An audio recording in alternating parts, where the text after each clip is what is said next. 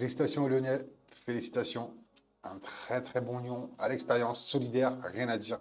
Par contre, les Brestois, il va falloir trouver rapidement les solutions parce que il manque cette équipe qu'on a connue l'année dernière en Champions League. Il manque quelque chose. Où est Brest? Où est passé Brest? Brest 13e, qui n'arrive pas à s'en sortir. A malheureusement un point de Lorient, qui est premier barragiste. Donc très compliqué.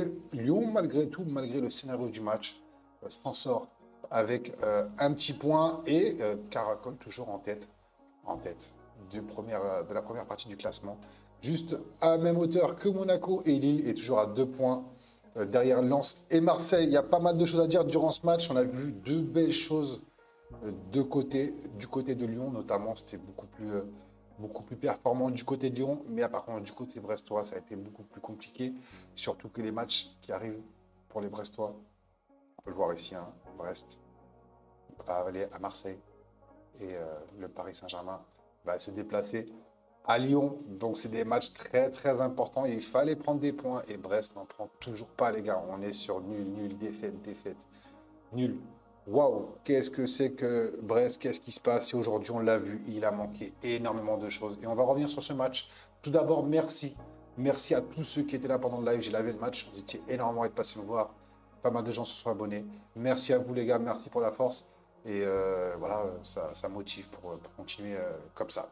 Les débuts sont durs, mais quand on voit ce qui s'est passé tout à l'heure en live, vous étiez énormément à venir discuter et à participer. Donc merci à vous. Et on va commencer avec Brest, qui a bénéficié du meilleur moment pour avoir un carton rouge, pour pouvoir marquer, pour pouvoir se relancer. Voilà, Brest qui a commencé à jouer à 10 contre 11, une fois que Hatebourg s'est fait expulser à la 7e minute. Bon, la faute a été effectuée à la 5e minute, mais Hatebourg mérite carrément son carton rouge, hein. C'est une très très vilaine faute. Au début, Clément Turpin a mis un jaune logique. Mais après, quand on a vu la qualité de la faute, on s'est dit directement qu'il allait avoir rouge. Rouge logique, et on s'est dit que pourtant, les 5 premières minutes, on a bien vu que les Lyonnais étaient vraiment très entreprenants. On peut voir, hein, sur Momentum, dès les premières minutes, c'est Lyon qui a le ballon. Après, forcément, le carton rouge, on a vu un petit peu Brest pousser, hein, c'est logique, hein, de la 7e à peu près la 12-13e minute. Et puis ensuite, Lyon a carrément pris confiance, a réussi à mettre en place son jeu. Forcément, Tessman est sorti pour laisser sa place à Maitland Niles, pour remettre la défense équilibrée. Et c'est là que c'est un très bon choix de Paulo Fonseca. De toute façon, il n'avait pas vraiment le choix. On savait très bien que c'était Maitland Niles qui allait rentrer. Donc moi, je m'attendais à ce qu'il sorte Moreira. Et en fait, quand il a fait sortir Tessman, et il a bien fait parce que les hommes de ce match, Moreira en fait partie. Et là, on a vu un Lyon qui a été beaucoup plus entreprenant, qui a pu saisir ses chances et qui a réussi à s'installer de temps en temps dans la surface lyonnaise, dans la surface brestoise, pardon.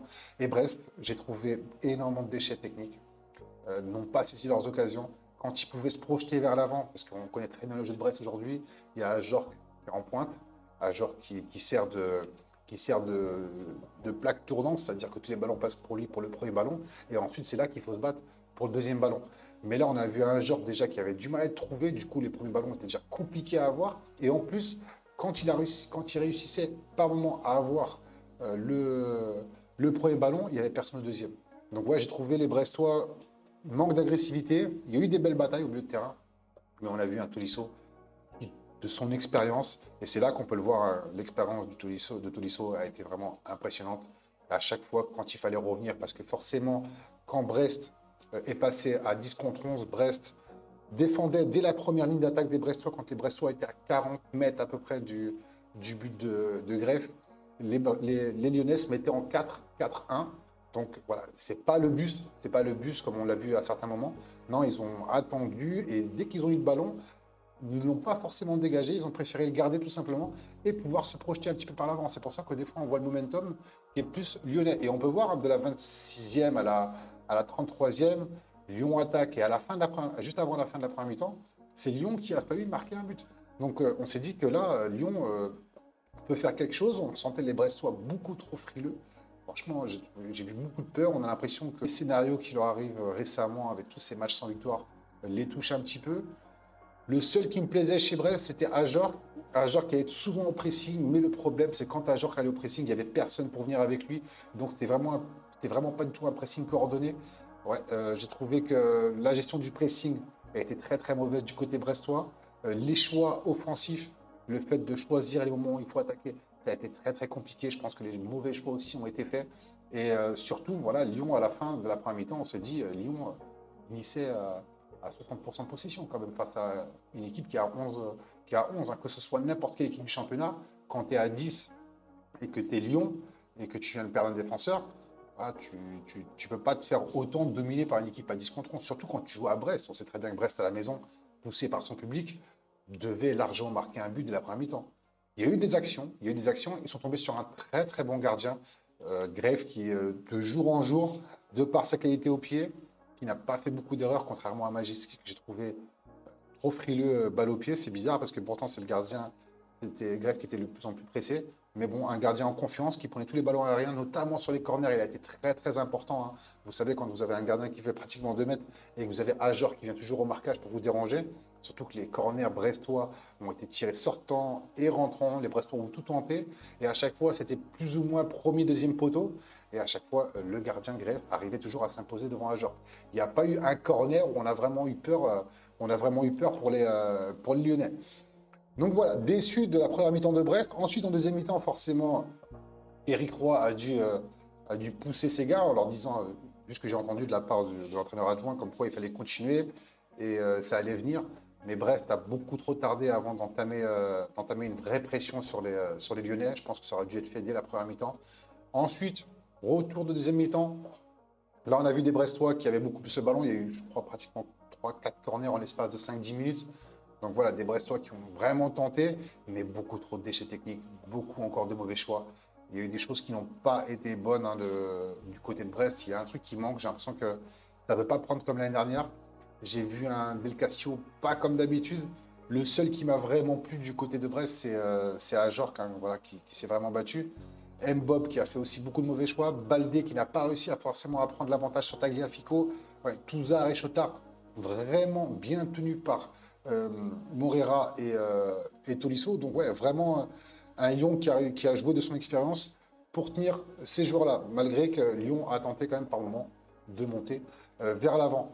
Voilà, Chardonnay, Koulibaly n'ont pas forcément été beaucoup inquiétés, hein, mais on a vu un très bon Morton du côté de Lyon qui arrivait souvent à changer de côté. Il a été vraiment, avec Tolisso, l'une des plaques tournantes de cette équipe. Voilà, c'est pour ça que Lyon a pu souvent garder le ballon. Schulz qui a essayé de faire du mieux qu'il pouvait, parce que c'est pas facile quand on est en pointe, et surtout Satriano, hein, parce qu'on a beaucoup vu de dédoublements entre Schulz et Satriano qui a passé un match très très compliqué. Morera, que j'ai trouvé exceptionnel. Morera est un joueur qui garde énormément le ballon. C'est grâce à des joueurs comme Morera et Morton, et aussi notamment Tolisso, que Lyon a pu faire à chaque fois et gagner 20-30 mètres parce qu'ils ont réussi à prendre l'avantage sur Del Castillo, Chotard et Touzard. Donc ouais, un très très bon Lyon qui a joué avec ses armes. Tolisso, je l'ai beaucoup aimé aussi par rapport à ses replis défensifs. À chaque fois que Tagliafico et Niakate allaient sur les côtés pour défendre, parce qu'il fallait vraiment éviter que Brest centre, hein, et pourtant ils ont centré, on est à pratiquement 33 tirs, 33 centres pour Brest durant ce match. Donc c'est énorme, mais Niakate et Mata ont vraiment fait le job pour prendre tous les premiers ballons. On a vraiment vu une équipe solidaire. Franchement, chapeau aux Lyonnais, on ne les attendait pas à ce niveau-là. En début de saison, on sait très bien ce qui leur est arrivé, notamment avec tous ces problèmes avec le président, DNCG, etc. Là, j'ai trouvé un Lyon très très sérieux. Voilà, donc petit plus à Grève qui sort la balle du match. L'entrée de Lascari a été très très bonne avec Brest. Il a rajouté pas mal de choses. Lascari qui est sur une action incroyable, on l'a commenté en live. Voilà, met Mata par terre, sur les fesses, met Mata par terre et malheureusement ne prend pas le ballon comme il faut, mais trompe quand même parce qu'on a l'impression qu'il va enrouler du côté droit et finalement l'écrase. Et ça fait un arrêt extraordinaire de la part de Greff qui descend rapidement au sol. Et d'ailleurs, quand j'ai vu cet arrêt-là, je me suis dit, ouais, c'est bon, c'est lui l'homme du match. Il ne faut pas chercher, pas charger de midi à 14h. Donc, ouais, très bon match de Greff. Voilà, ce sont les joueurs, moi, qui m'ont le plus plu. Tolisso, Morera, notamment Morton, qui prend de plus en plus d'importance dans cette équipe, effectif lyonnais. Malheureusement pour Tessman, sorti. Pas le choix, il fallait faire des choix. Et c'est les choix du coach. C'est un choix logique. Hein, tu ne peux pas sortir quelqu'un d'autre à part lui, je pense. Ou Morera. Moi, je pensais Morera ou peut-être Schulz. Mais voilà, choix logique. On n'a pas pu voir ce que ça a donné pour lui. Il n'a joué seulement que 15 minutes. Et du côté de Brest, voilà, j'attends beaucoup mieux, les gars. J'attends beaucoup mieux de Brest. Faut qu'Éric Roy, trouve les bons mots pour faire en sorte que Brest s'en sorte un petit peu mieux. Le problème maintenant, c'est que deux gros matchs arrivent, surtout pour Brest. Ils auraient dû prendre des points. Brest sort sur 5 matchs sans victoire, 2 défaites, 3 nuls. Ça veut dire que sur 5 matchs, tu n'as pris que 3 points. Tu te déplaces, prochain match, à Marseille. Marseille ne laissera pas passer la victoire. Peut-être que, peut-être que Marseille voudra peut-être reposer les joueurs, mais ça va être très très compliqué pour les Brestois. Mais après, attention toujours à cette équipe brestoise, une fois qu'elle est réveillée, elle peut faire quelque chose. Il faut noter aussi, les gars, qu'il y a de la fatigue. Il y a beaucoup de fatigue durant cette semaine. Il y a des équipes qui n'ont pas forcément l'habitude aussi de jouer 3 fois dans la semaine. Il y a eu un match mercredi et il y a eu un match le week-end dernier. Donc voilà, ça fait 3 matchs en une semaine, ce qui est logique de voir une équipe brestoise un petit peu fatiguée et en manque de rythme et en manque de temps de jeu. Lyon qui a l'habitude de jouer ce genre de match, Lyon qui a 10, on n'a pas énormément senti des Lyonnais fatigués, on a senti des Lyonnais même physiquement corrects qui ont réussi à se battre dans les yeux avec les Brestois. Bon, il y a beaucoup d'expérience aussi, il y a eu beaucoup de fautes où les Lyonnais se sont laissés tomber à terme, ce qui est logique hein, quand tu veux gagner un petit peu de temps et quand tu es pressé par une équipe comme Brest, parce que Brest a eu quand même des moments forts. On ne va pas non plus réduire les Brestois à rien du tout. Mais voilà, il a manqué un truc quand même, parce que je trouve que Brest n'a pas vraiment saisi les occasions, surtout quand on est habitué à ce qui s'est passé l'année dernière. Après, certes, il n'y a pas un Lesmelou, il manque certains automatismes qu'il y avait l'année dernière, mais je trouve quand même qu'il manquait un petit truc du côté de Brest. Ça aurait dû être une victoire brestoise, mais félicitations à Lyon. Si Lyon serait parti avec la victoire, il n'y aurait rien à dire. Franchement, il n'y aurait rien à dire pour les Lyonnais. Maintenant, à voir pour Lyon. Gros match la semaine prochaine. Juste après les Coupes d'Europe, Lyon va recevoir le Paris Saint-Germain. Ça va être un très très beau match. On sait comment ça se passe à chaque fois entre Lyon et le PSG. C'est toujours des beaux matchs, il y a toujours de belles choses. Je pense aussi qu'on verra un très très bon Olympique lyonnais. Brest, force à eux pour jouer à Marseille. À l'Orange Vélodrome, ça va être très très compliqué pour les Brestois. Maintenant, à voir. Et puis demain, on sortira une vidéo, les gars, pour parler surtout de ce qui se passe en bas de tableau. Metz qui prend 2 points en 9 matchs et qui t'en prend 6 en 2. Voilà, il y a des belles choses qui se passent. Le championnat est complètement dingue, on ne sait jamais ce qui va se passer. Un peu déçu qu'il n'y ait pas eu de but, par contre, parce que franchement, se taper un 0-0 un dimanche soir, c'est jamais évident. Mais en tout cas, merci à vous encore une fois d'avoir été là en live. Et puis, on va se retrouver pour demain pour une nouvelle vidéo. Il y aura une vidéo prono aussi pour la Champions League. Mais bien entendu, si vous voulez, les gars, en podcast, j'ai le lien en podcast en bas dans la description. Si vous voulez m'écouter, si vous n'avez pas forcément de voir ma tête, vous m'avez en podcast. En tout cas, voilà, les gars, on se termine pour ce petit débrief. Il n'y a pas eu de but. Voilà, je vous ai dit à sang chaud ce que j'ai vu pendant le match. Voilà, j'ai Lyon, on peut même repartir avec des regrets, parce qu'il y avait la possibilité de faire quelque chose, notamment vu ce qui s'est passé en premier temps. Mais après, voilà, Brest a quand même mérité de ne pas perdre non plus, hein. Brest a quand même fait un match correct en deuxième mi-temps. On a vu quand même une équipe qui s'est un petit peu ressoudée. Mais voilà, il manque des automatismes, il y a beaucoup trop de déchets techniques. Et Lyon a été techniquement plus fort. Et à 10 contre 11, on avait l'impression des fois que c'était Lyon qui jouait à 10 contre 11. Merci à vous les gars, bonne soirée et bonne journée, selon l'heure à laquelle vous regardez les vidéos. Et la win comme d'hab.